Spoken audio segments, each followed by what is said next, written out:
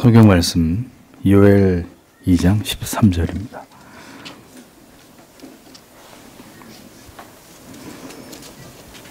요엘서 2장 13절 다 함께 읽겠습니다. 너희는 옷을 찢지 말고 마음을 찢고 너희 하나님 여호와께로 돌아올지어다.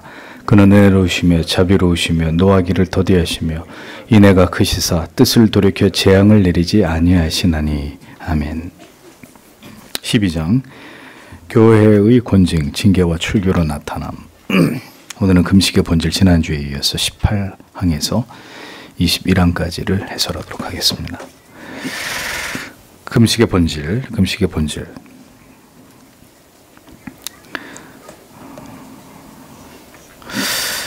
금식은 단지 음식을 삼가고 절제하는 것만이 아니라 경건한 성도는 평생에 걸쳐서 하나님 앞에서 검소함과 그리고 영혼의 진지함으로 절제된 삶을 살아야 하고 가능한 만큼의 금식을 행하는 게 바람직하다, 이렇게 이야기를 합니다.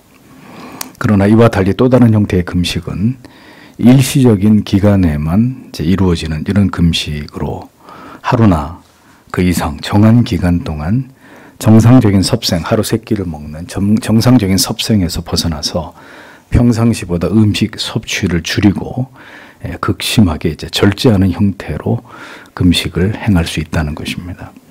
그러니까 이러한 종류의 금식은 세 가지 요소가 포함이 되는데, 첫째는 때와 음식물의 질과 양, 이것과 관련이 되는 것입니다. 그러니까 금식을 하기로 작정한 목적에 따라 정한 때에는 금식을 우리가 하나님 앞에서 행할 수 있는데, 이때는 금식을 하면서 엄숙히 기도하기 위해서 금식을 하는 것입니다. 기도를 하지 않고 금식만 한다? 의미가 없는 것이죠. 하나님의 말씀이 선포되지 않고 성례만 행할 수 없듯이 금식만 하고 기도를 하지 않는다? 의미 없는 것입니다. 금식을 위한 금식이 아니라 엄숙하고 엄중한 기도의 제목이 우리를 금식으로 이끄는 것입니다.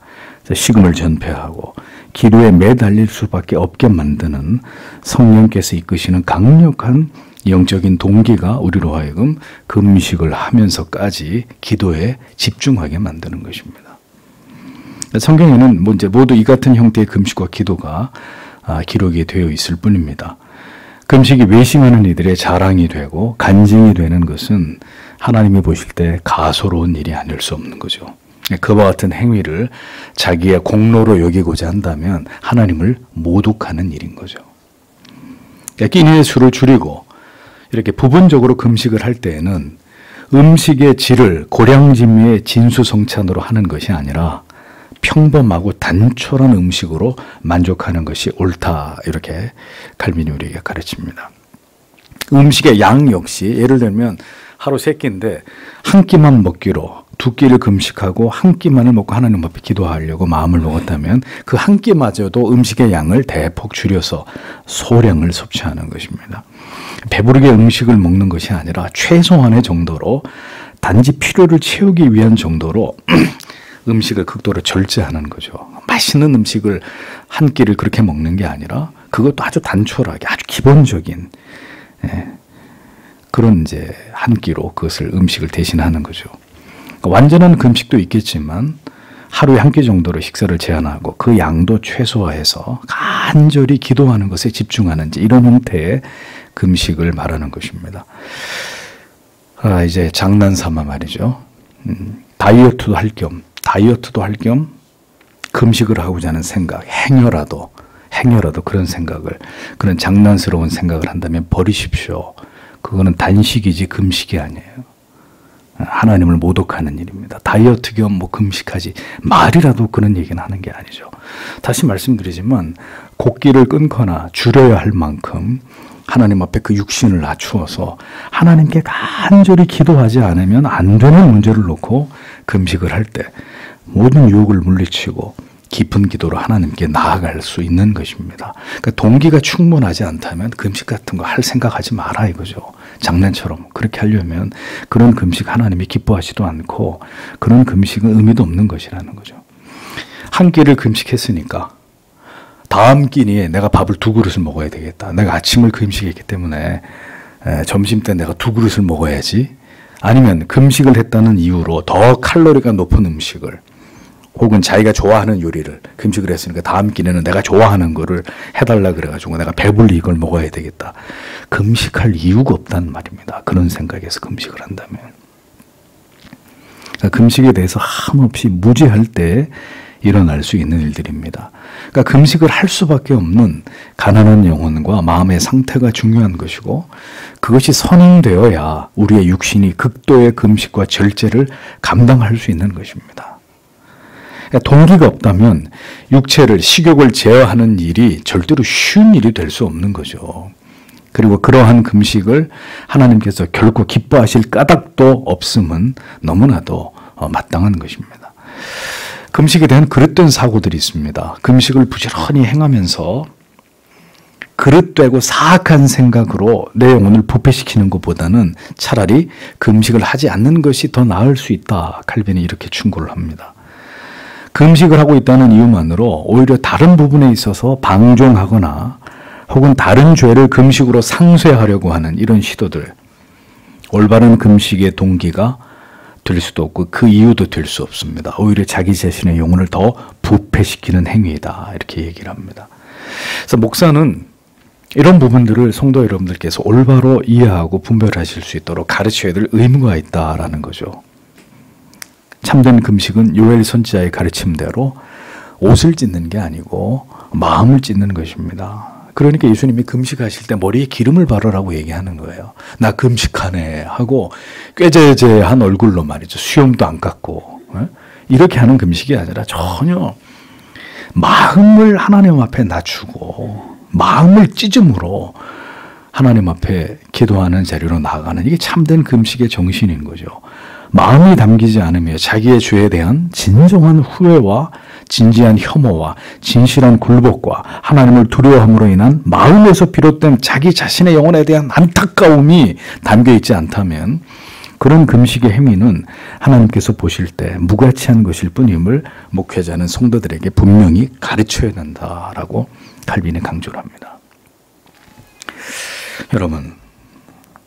여러분들께서 특별히 기억나는 죄가 없는데도 불구하고 여러분들의 영혼이 깊은 침체 속에서 벗어나지 못하고 있다라면 여러분 진지하게 하나님 앞에 금식 기도에 대해서 생각을 하셔야 됩니다. 그러니까 뭔가 내가 깨달아지는 죄가 있다면 그거 가지고 하나님 앞에 간절히 진지하게 회개하면 되지만 특별히 깨달아지는 죄도 없는데 내 영혼의 상태가 이렇게 침체되어 있고 전혀 하나님의 은혜를 받지 못하고 뭔가 영적인 상태가 정상적이지 않다 그러면 여러분들에게 권고합니다. 금식을 하십시오. 그리고 하나님 앞에 간절히 기도하십시오. 주님, 무엇 때문에 내 영혼의 상태가 이와 같이 지금 굳어 있고 차갑게 식어져 있고 알지 못하는 감추어진 죄나 불순종의 모습이 무엇입니까? 하나님 저에게 깨닫게 해주십시오. 뜻을 세워서 금식하면서 하나님 앞에 그것을 보여주시기를 기도해야 됩니다. 대충 기도해서 그런 문제를 해결할 수 없고 정말 하나님 앞에 진지하게 자기 영혼의 밑바닥까지 들여다보기 위한 이제 금식이 필요한 거죠. 금식하면서 하나님 앞에 보게 해주시기를 자기의 어두움을 감추어진 죄를 저 밑바닥에 수면 아래 가라앉아 있는 분명히 죄인데 죄라고 느끼지 못하고 있는 그것을 하나님이 깨닫게 해주시기를 기도해 보십시오. 하나님이 어떻게 응답하시나. 그래서 특별한 죄가 없더라도 하나님의 사람들은, 청교도들은 기도를 이렇게, 금식을 이렇게 진지하게 자기 영혼의 밑바닥을 뒤집는 이런 느낌으로 정기적으로 하나님 앞에 금식하면서 기도하는 거예요. 자기를 철저하게 하나님의 말씀 앞에 들여다보기 위해서. 여러분, 먹을 거 다 먹고 누릴 거 다 누리고 그러면서 진지한 이런 기도가 나올까요? 그럴 수 없는, 보고 싶은 거 다 보고 그러면서 뭐 그렇게 하는 사람한테는 그 진지한 고뇌도 없지만 자기 영혼을 향한 그 진지한 고뇌나 그 사유도 없지만 그러니까 이제 늘 가벼운 신앙으로 일관하는 이제 그런 상태가 지루하게 반복되겠지만 때때로 정기적으로 1년에 몇 차례씩 하나님 앞에 그렇게 자기 영혼을 깊이 금식 기도를 통해서 자기 영혼을 하나님의 은혜의 수면 밑으로 가라앉혀서 하나님이 무엇을 깨닫게 해주시고 무엇을 나에게 고치라고 말씀하시는지 이렇게 기도하는 것이 경건을 지향하는 그리스도인들에게 반드시 필요하다는 것입니다. 금식의 유익은 마음의 가난한 상태에 덧붙여져서 그러한 낮은 마음으로 하나님을 찾게 하는 일에 있어 보조적인 수단이 되는 것입니다. 근데 이러한 이제 마음의 겸비함은 없고 밖으로 보여지는 것으로 유대인들처럼 가식적으로 드러내고 내가 금식을 하고 있다는 걸 사람들한테 알리면서 자 이제 이런 식의 금식은 하나님 보실 때 가증한 것이 아닐 수 없다라는 것입니다. 또 다른 금식의 오류는 금식 그 자체를 하나님의 어떤 하나님을 향한 공로적인 나의 행위나 예배의 한 형식으로 여기는 것입니다. 다시 말씀드리지만 금식은 그 자체로서는 전혀 아무런 가치가 없습니다. 육신을 쳐서 복종시키므로 오직 하나님께 마음을 다하고 정신을 집중해서 열렬히 엄중한 기도의 제목을 위해서 하나님 앞에 기도하기 위해 금식이 필요한 것일 따름이지, 그렇게 하나님께서 원하시는 바와 연계해서 행해지지 않고 단순히 금식 그 자체만으로 마치 신앙에 대단한 가치가 있다고 여기는 거, 그게 캐톨릭의 고행주의하고 뭐가 달라요? 그 자기 의가 되거나 미신적인 신앙이 될 뿐인 것입니다. 이런 미신적인 생각을 가졌던 마니교도들을 아우구스티누스는 반박하면서 금식은 오직 특별한 경우에 더 깊은 기도를 위한 목적에서 이루어져야 하고 그러한 목적들 속에서만 하나님께 인정을 받을 수 있다라는 점을 분명하게 강조한 것을 볼 수 있습니다. 자, 금식에서 나타나는 세 번째 오류는 금식을 마치 신자의 신앙에 있어서 절대적인 굉장히 중요한 의무 가운데 하나인 것처럼 필수화하는 것입니다. 필수화. 그래서 지나치게 이것을 엄격하게 시행하도록 요구하고 동기도 없고 자발적인 이유도 없는데 강제적으로 엄격하게 시행하도록 요구하고 또한 그 행위를 칭송해 금식한 사람들을 막 칭찬해주고 대단한 것처럼 금식을 요구함으로 사람들로 하여금 금식을 하고 난 이후에 자신이 마치 대단히 영적인 가치 있는 일을 한 것처럼 그릇된 자만을 갖게 만드는 이런 일들입니다. 캐톨릭이 이런 식의 고행을 강조하고 그래서 어떻게 그런 행위를 높게 평가해 주잖아요. 고대의 저술가들조차도 그런 면들이 발견이 된다. 칼빈이 이런 부분을 지적을 하고 있습니다. 수십 년 전에 제가 어렸을 때만 해도 한때 한국교회 목회자들 가운데 40일 금식 기도가 유행처럼 여겨지던 때가 있었습니다. 그래서 그 목사님이 40일 금식 기도를 몇 번 정도 했는지에 따라서 그 영검스러운 정도를 인정받고 하던 때가 있었습니다. 난 40일 기도 한 번 했어. 한 번 해가지고 되나? 2번 했어. 3번 했어. 한 10번 했다 그러면 이제 그냥 그러니까 40일 금식 기도를 해야 교회가 성장한다고 믿는 이런 경우들이 허다했습니다. 개척에서 잘 이제 부흥이 안 되고 이러면 성도님들 오시고 이렇게 안 하고 교회가 계속 침체되어 있으면 선배 목사님들이 40일 금식 기도했어? 이런 걸 대놓고 이제 후배 목사님들한테 물어보는 이런 분위기였어요. 그때는. 유명한 부흥 강사님들 치고 40일 금식 기도 몇 번 했다. 이런 거 자랑처럼 말하는 일들은 예서였습니다. 목숨을 걸고 금식을 하고 다시 돌아올 수 없을 만큼 건강을 해친 경우들이 과거의 목회자들 가운데 종종 있었습니다. 심지어는 회복이 되지 못해서 돌아가시는 분들도 계셨습니다. 순수함으로 그 열정을 그렇게까지 얘기할 필요가 있느냐. 모든 무지함으로 말미암은 일들이다라는 걸 분별할 필요가 있다는 것입니다. 분별할 필요가. 금식과 관련된 사순절 행사의 폐해, 사순절의 미신적 행위들은 이미 칼빈의 시대에도 만연했다는 것입니다. 이 기간 동안 하나님께 무엇인가 특별한 섬김과 헌신, 희생을 드려야 된다는 이런 생각을 하게 됐고 목회자들 또한 그리스도를 닮는 행위로 있어서 그것을 적극 장려했던 이런 풍토가 있었단 말입니다. 놀랍게도 이런 관습은 오늘의 수백 년이 지난 지금까지도 지속되고 있는 문제입니다. 주님께서 공생애를 시작하시면서 보여주신 금식은 모든 사람들이 그것을 쫓아 하도록 하기 위해 본을 보이신 것이 아니라 메시아로서 이 땅에서 복음 사역을 이제 시작하시면서 그 복음이 사람의 가르침이 아니라 하늘에서부터 온 것임을 자신이 메시아라는 사실을 증명하시기 위함이었을 따름입니다. 그리스도의 금식은 그렇기 때문에 일상적인 것이 아니었고 주께서 메시아로서 복음을 전하시기 시작하면서 주님의 생애 속에서 유일하게 이때 금식하신 것이 전부이셨습니다. 그러니까 만약 이것이 우리의 신앙에 있어서 절대적으로 필수 불가결한 반드시 필요한 그런 것이었다면, 그렇게 우리가 늘 따라야 될 일상적 모범이었다면 주님께서는 정기적으로 한 달에 한 번 혹은 1년에 한 번 그 이상씩 주님이 실제로 그렇게 하시면서 우리에게 그것을 강조해서 말씀하셨을 것이라는 것입니다. 그런데 주님의 금식은 여러분들 성경을 잘 보시면 정상적인 인간이 할 수 있는 금식도 아니었습니다. 모세도 마찬가지죠. 모세가 어떻게 금식했어요? 물도 마시지 않고 빵도 먹지 않고 했습니다. 사람은 물을 먹지 않고 기껏해야 3일에서 5일 정도 버틸 수밖에 없어요. 근데 40일 동안 물도 마시지 않고 빵도 먹지 않고 40일을 금식했다? 이게 무슨 얘기입니까? 하나님께서 그의 생명을 붙들고 계셨다는 거예요. 사람이 할 수 있는 금식이 아닌 거죠. 하나님이 특별한 경우에 그의 생명을 붙들고 물도 마시지 않고 40일 동안 금식하도록 하나님이 그를 붙들고 그와 함께하고 계셨다는 그걸 증명하는 사건이었단 말입니다. 그럼 그렇게 하시던가 40일 금식기도 하려고 그러면 성경에 나온 대로 물도 마시지 말고 해야 되는데 그렇게 금식한 분은 아무도 못 봤어요. 지금까지. 그가 하나님께로부터 지용하신 율법을 받고 있음을 보여주는 상징적인 사건이었던 거죠.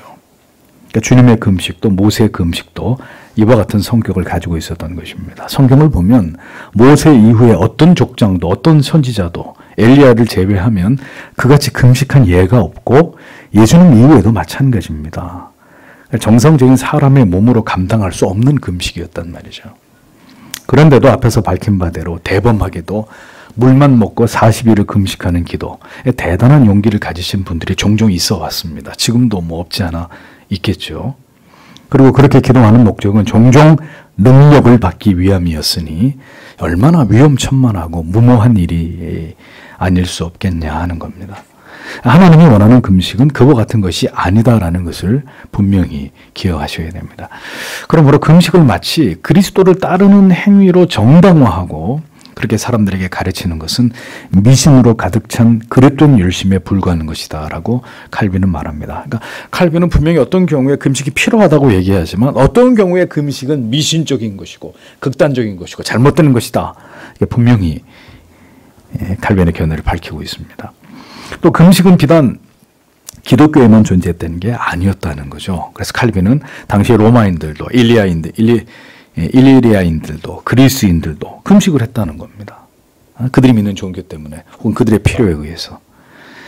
금식은 깊고 간절한 기도를 위해 결코 간과할 수 없는 중대한 기도의 제목을 가지고 하나님께 엎드리기 위해서 성도에게 분명히 필요한 경건의 한 부분입니다. 그러나 분별 없이 합당한 동기가 아니라 미신적이고 자기 의로 삼고자 하는 이런 금식은 하지 않음만 못하는 것이다 라는 것을 우리가 분명히 알아야 한다는 것입니다. 금식을 구실로 호사를 누리는 부패한 실태에 대해서 칼빈이 고발합니다. 자, 금식은 어리석고 무지하고 탐욕적인 감독들의 횡포와 무지한 사람들의 열심히 가세해서 사악한 법을 급기야 만들기까지 이르렀는데 그게 뭐냐면은 성금요일이 되면 고기를 먹지 않도록 하는 거예요. 주님이 십자가에 달려 돌아가신 날인데 고기를 먹어? 고기를 먹지 못하게 한 거예요. 그 실제로 중세시대에는 금요일이 되면 금식을 하든지 금식을 못하겠으면 고기는 절대로 먹을 수 없고 대신 뭘 먹었어요? 뭘요? 생선을 먹었어요. 생선을. 여기서 이제 어떤 생선이 수요됐느냐? 흰 살코기의 대구. 대구 아시죠? 대구. 그래서 대구의 수요가 서서히 유럽의 수도원을 중심으로 증가하기 시작하는 것입니다. 수도원의 수도사들이 그렇게 하니까 이제 그 전통을 따라서 이제 대구의 수요량이 급증했다는 것입니다. 그래서 원양어업이 생기게 됐고, 그러니까 금요일에는 이제 생선을 먹는 관습이 수도원에서부터 그렇게 시작이 되었던 것입니다. 옛날 유럽의 그 지중해 바다는 좀 과장해서 물반 대구반이었다 그래요. 그렇게 대구가 많았는데 이 대구 수요가 폭발적으로 늘어나면서 지금은 이제 그렇게까지 대구가 잘 잡히는 그런 어종은 아니죠. 가톨릭은 어리석게도 금식에 대해서 미신적 관습을 만들어가지고 엄격히 이것을 지키겠지만 그렇게 금식이 끝나면 온갖 풍성한 산의 진미를 즐기면서 금식에 대한 반대급부로 쾌락을 즐긴 거예요. 이러한 시도들이 얼마나 신성모독적이고 지극히 어리석은 인간의 생각에서 비롯된 유치하고 미신적이고 기형적인 이런 신앙의 모습인지를 잘 보여주는 것입니다. 하나님을 최고로 신앙하는 것이 곧 고기를 먹지 않는 것, 이런 등식을 만들어 놓고 그 대신 고기를 먹지 않고 대신 온갖 더 다양한 음식을 즐겼다. 이거 하나님을 조롱하는 거죠. 이렇게 무모하고 어리석은 신앙은 오늘날에도 여전히 존재한다라는 것입니다. 그러니까 금식을 면죄부 삼아 행하고 돌아서서는 더 큰 죄를 저지르는 이런 추악한 신앙들, 우리가 경계해야 될 부분이죠.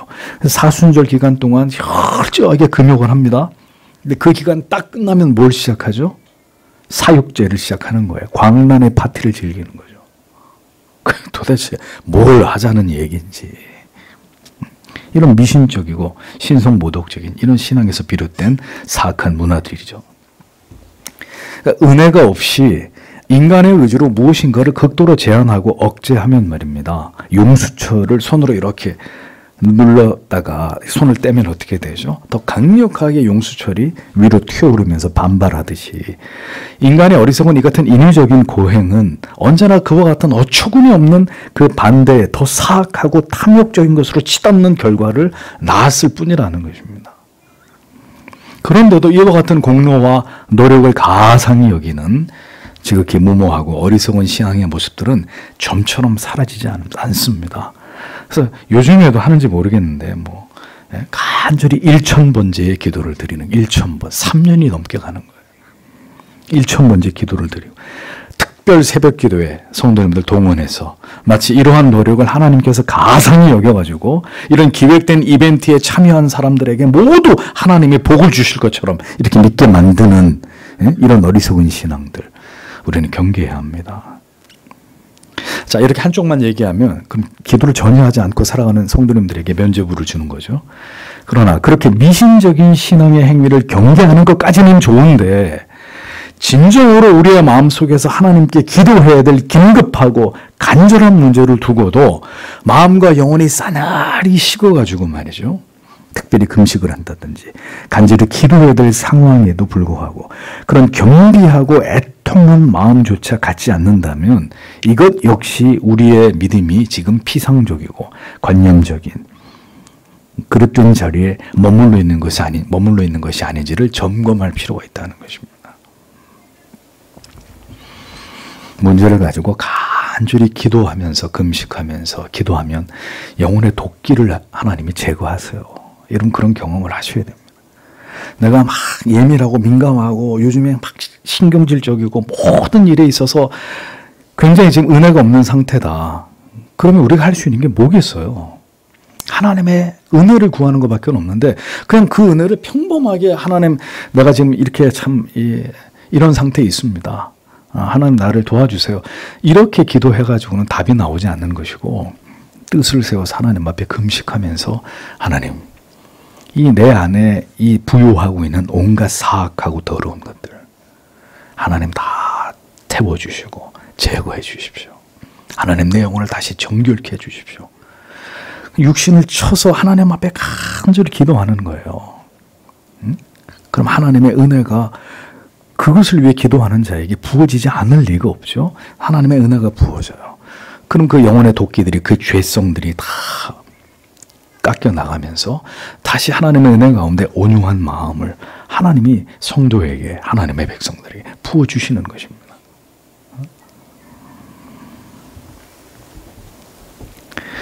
강제로 무엇인가를 교회가 정해서 강압적인 동기에 의해서 기계적으로 행하는 것이 아니라 혹은 기복주의적인 이런 동기를 가지고 그렇게 그것을 요구하는 것이 아니라 모든 것은 자발적으로 하나님께서 주시는 거룩한 눌림과 가난한 마음과 하나님을 온전히 의지하면서 그 앞에 나를 엎드리게 하는 경비함 속에서 우리는 때때로 자발적으로 기간을 정해서 금식을 하면서 간절히 기도할 수 있어야 한다는 것입니다. 극도로 금욕을 해서 공로를 인정받고 그 후에는 인간의 타락한 본성을 따라서 더 큰 쾌락을 추구하는 이런 짓들이 신앙 안에서 허용되고 보편화되었던 그 시대를 우리가 돌아보면서 그와 같은 일들을 신앙이라는 이름 안에 이 시대에도 반복하지 않도록 성도는 깨어 있어야 되는 것입니다. 모든 것은 성령 안에서 우리에게 주시는 겸비하고 애통하고 진실로 통회하고 안타까워하는 마음에서 비롯되어야 합니다. 그러니까 이러한 마음은 결코 인위적으로 만들어지지 않고 진리의 성경을 통해서 깊이 하나님의 말씀에 젖어들 때 그 말씀을 통해서 역사하시는 성령께서 우리 영혼 가운데 역사하심으로 말미암는 것입니다. 정죄하고 그냥 비판하고 판단할 줄만 알았지 눈물로 금식하고 애통함으로 이 땅 가운데 하나님의 뜻이 나타나고 우리가 사랑하지 않을 수 없는 가족들을 위해서 아버지나 어머니나 남편이나 아내나 자식들을 위해서 여러분 눈물로 기도하십니까? 응? 하나님이 불꽃 같은 눈으로 우리의 일거수일투족 우리의 24시간을 보고 계신단 말이에요. 우리에게 그런 기도가 있냔 말이죠. 언제라도 교회와 성도를 생각할 때면 눈물로 얼굴과 가슴을 적시는 마음이 성도에게 있어야 합니다. 목사는 매일 옵니다. 매일. 자랑이 아니라 울 수밖에 없는 여러분들에게서 들리는 소식들 때문에 100마디 말이 아니라 뜨거운 눈물의 기도로 영혼들을 위해서 교회를 위해서 기도하시는 그런 성도님들이 되셔야 합니다. 가족을 생각할 때 혹은 그가 누구이든지 나에게 씻을 수 없는 아픔과 고통을 준 존재라 할지라도 그 영혼을 위해서 내가 할 수 있는 것은 오직 기도뿐이라고 여겨질 때 어떻게 해야 되겠어요? 식음을 전폐하고 그들을 위해서 기도할 수 있는 사람이 진정으로 예수 그리스도를 통해서 자신이 죄 용서함을 받았다는 것을 확신하는 사람이란 말입니다. 긴 말이 필요 없고. 우리 어린 자녀들이 살아갈 이 사악한 시대와 더욱 어두워져가는 미래를 위해서 성도는 금식으로 자신을 낮추어서 하나님께 간절히 눈물로 기도하고자 하는 마음을 가져야 하고 기도의 자리에 나아가는 것을 사명으로 여기는 자들이 되셔야 합니다. 그렇게 안 믿었던 경건한 하나님의 사람이 있으면 한 사람이라도 꼽아서 저한테 가르쳐 주세요. 돌아오는 주 금요일은 1월의 마지막 금요일로 올해부터는 성도님들이 다 오셔서 기도회로 모이는 날로 그렇게 우리가 기도하기 원합니다. 특별히 성찬 사경회가 열리는 날입니다. 특별한 때에 목회자는 성도 여러분들로 하여금 기도의 자리로 나오게 해야 될 의무가 있습니다. 부디 성도 여러분, 다른 모든 것을 뒤로 하고 여러분의 육신이 금요일 저녁에 조금 고단하실지라도 토요일에 충분히 휴식을 취하시고 금요일에는 먼 길이지만 모두 기도의 자리에서 뵙게 되기를 원합니다. 하나님의 마음을 이 약한 시대를 지나가는 우리들에게 부어주시기를 간절히 소원하면서 우리 모두가 함께 하나님 앞에 뜨겁게 기도하는 이런 밤이 올해부터 있어야 있기를 목사는 소원하고 기도합니다. 주님께서 그런 시간들을 통해서 우리 모두에게 은혜와 긍휼을 베풀어 주시기를 간절히 소망합니다. 오늘도 우리에게 주신 말씀을 생각하면서 주님 앞에 간절히 기도하겠습니다.